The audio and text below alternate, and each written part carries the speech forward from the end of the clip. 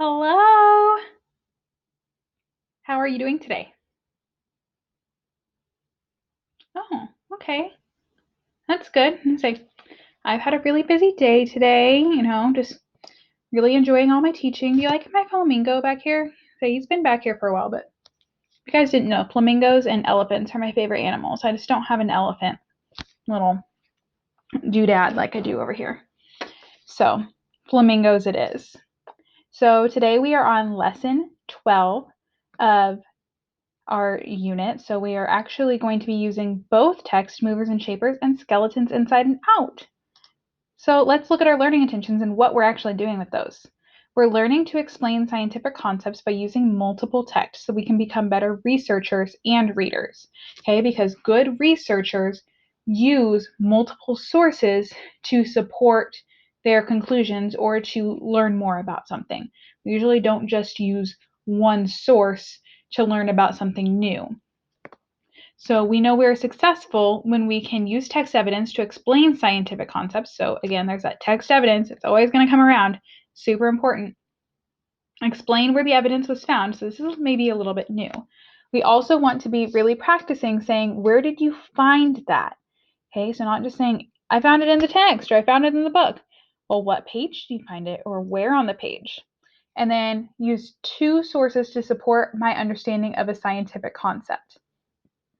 Okay, so in this instance, we're not just going to use one book, we're going to use two to answer a question about a scientific concept.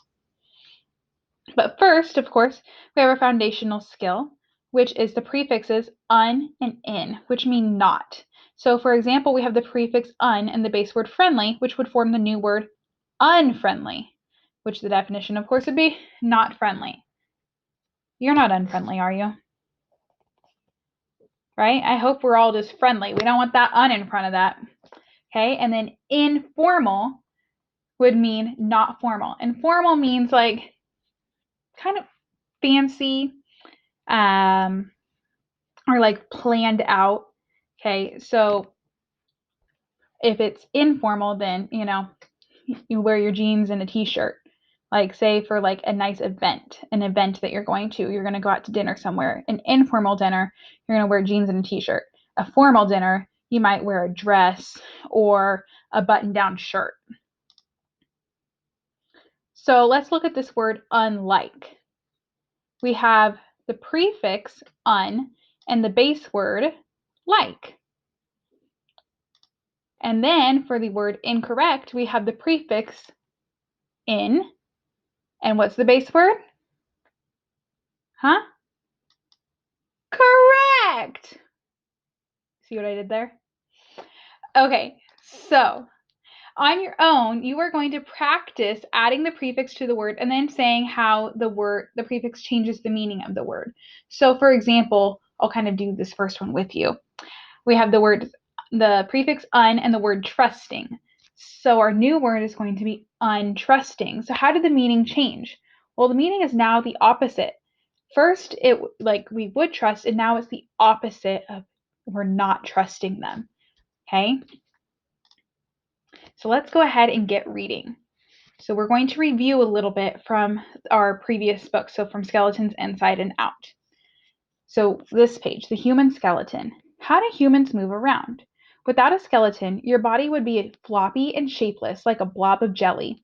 You wouldn't be able to stand up, sit down, run, or walk. Fortunately, the human body has a skeleton. It is made up of bones that work together with muscles to make movement possible. These bones also protect the body and keep its soft parts safe. Let's take a look at how the parts of the human skeleton work to protect and support the body. What your bones protect. The ribs of the skeleton protect some of the body's most important organs. They form a cage that guards the heart and lungs. These ribs are connected to the sternum. The bones that make up the skull are some of the most important bones in your skeleton. The skull protects the brain. Without protection, even a small bump on the head might affect your thinking, senses, and movements. The jawbone is the only bone that moves. It allows you to open your mouth and chew food. The spine. Your spine holds your body upright when you sit, stand, or walk. It's also called the backbone, but it's not just one bone. The spine is made up of many small bones called vertebrae. Because each vertebra can move, the spine is flexible. It allows us to bend in different directions. The vertebrae also protect the spinal cord. The spinal cord, which is inside the spine, contains nerves. These nerves carry information such as sensations from the body to the brain. They also carry commands from the brain to parts of the body. Twisting and bending. The bones in your body are connected by joints. Joints allow your skeleton to bend, twist, and turn. Some joints, like the ones in your knees and elbows, allow your bones to move forward and backward. These joints are called hinge joints. Other joints can move around in a circle. These are called ball and socket joints. There is a ball and socket joint between the first and second vertebrae in your neck. That is why you can twist your head in different directions. Ball and socket joints are also found in your shoulders and hips. All right, everyone, move your ball and socket joints. Woo, woo. You can move your legs too, but I'm not going to stand up right now. Okay, so those are our ball and socket joints. So what are some of the key ideas in these pages from Skeletons Inside and Out? So let's stop and review. Well, our body is made with a skeleton. Okay, so it started with the skeleton, and it protects the things inside of our body, right? Because right here it's talking about how we have this our ribs that protect our heart and lungs, and then we have a skull that protects our brains. So what else? What would you say is the key idea on this page?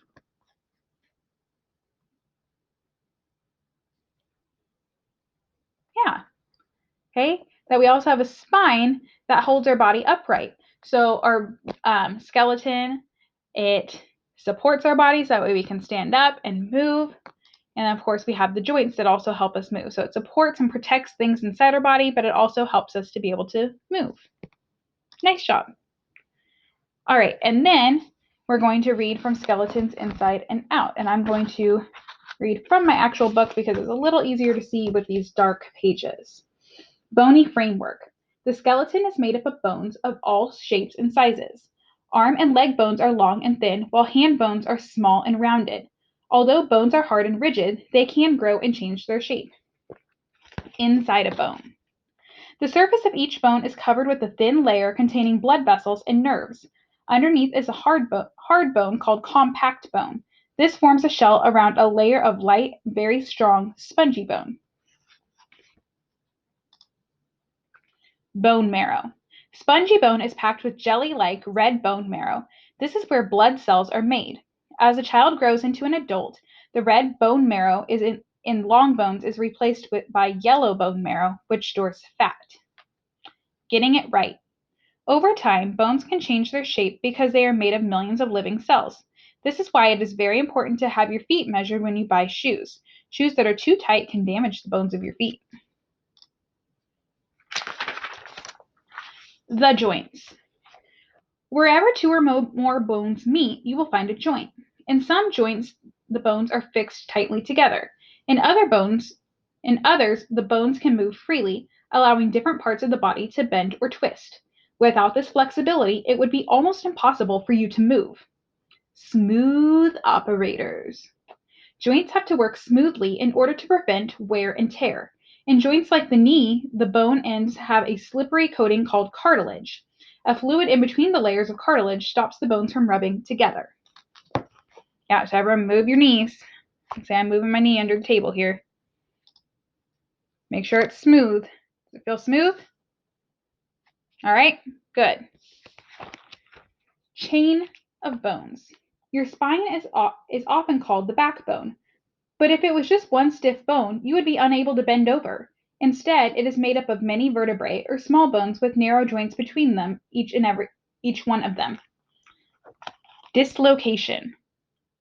Bones are held very tightly in place at each joint by tough bands called ligaments. If a bone is knocked hard enough, it may move out of place. This is called dislocation, and the joint will not bend correctly until the bone is put back in the right place. It's also very painful. How joints move. Joints move in many different ways. Some joints work like a hinge. Bend your knee to see this in action. And again, everyone bend your knees again. I see those knees are bending. So get some activity in. We've been sitting for a little while. Others, such as the shoulder, let you make movements in many directions. And again, everyone move your shoulders. Get that movement in. We don't want to be sedentary lumps. Ball and socket. Your hip and shoulder are examples of ball and socket joints. One bone rotates just like a ball that is inside a cup-like socket formed around by another bone. Ball and socket joints are the most movable of all joints. Hinges and pivots. The knee, elbows, and fingers and toes contain hinge joints. These move backward and forward in only one direction. The elbow also contains a pivot joint, which lets you turn your hand over and then back again. All right, so what are some of the key ideas from these pages in Movers and Shapers? Well, again, it talked about a lot of the same ideas, right? What were some of them?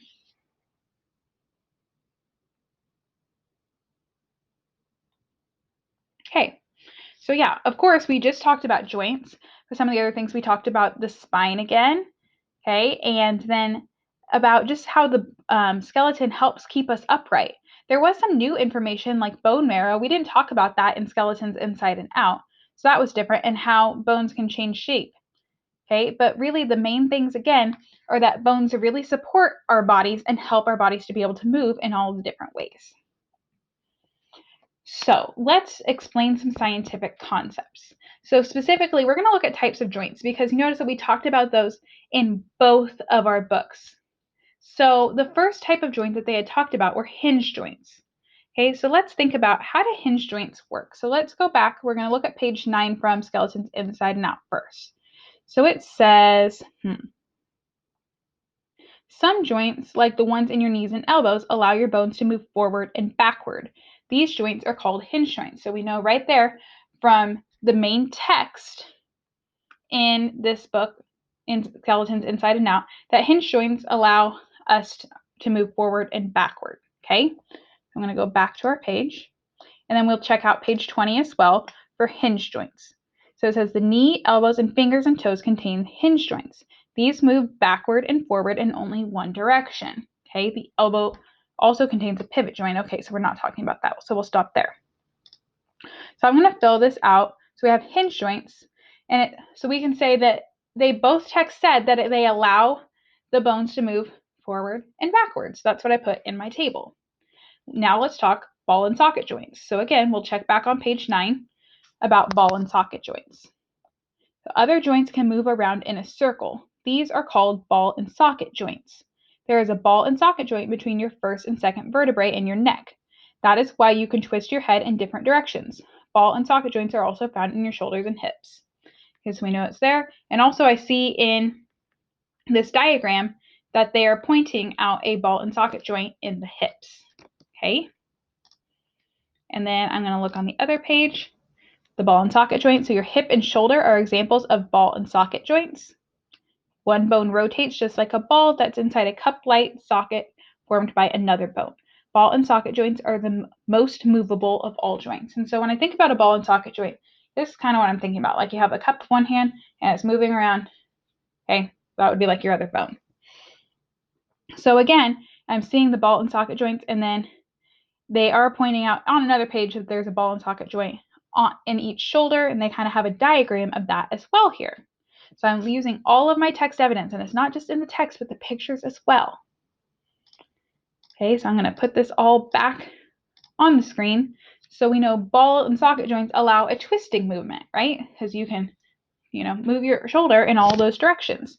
So let's talk about the location of where this information was found. I talked about it a little bit as we went, and now let's look specifically. So we did look at page 9 of Skeletons Inside and Out. That's why my button over here had said page 9, and page 20 of Movers and Shapers. So that was just the specific page numbers that I found it on, because you don't just want to say I found it in Skeletons Inside and Out, because that book contains a lot of information about all kinds of skeletons and different parts of skeletons, not just hinge joints or ball and socket joints. So we need to be more specific and say what page we found it on. And the same thing with Movers and Shapers.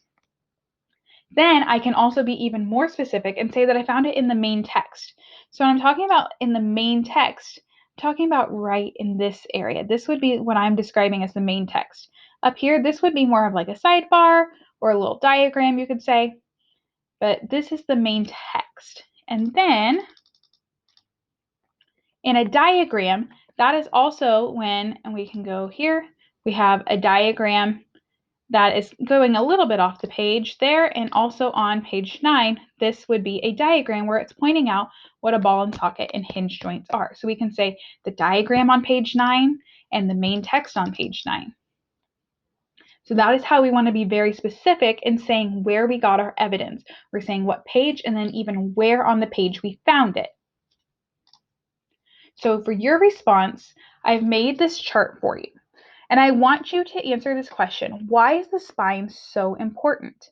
And you need to use text evidence from both skeletons inside and out and movers and shapers. So I left you a box for each of those. So you're basically going to answer this question 2 times.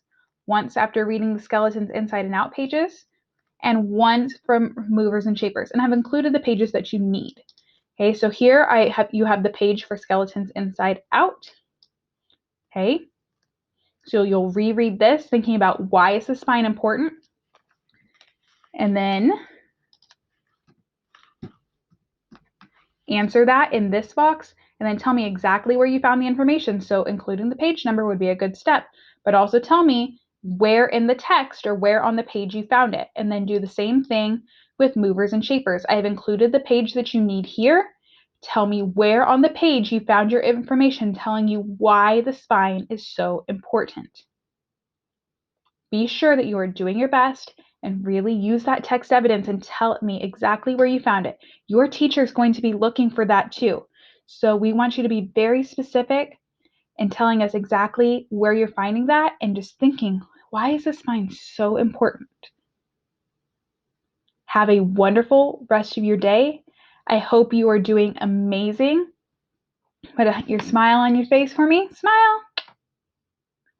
And I will see you all next time. Bye.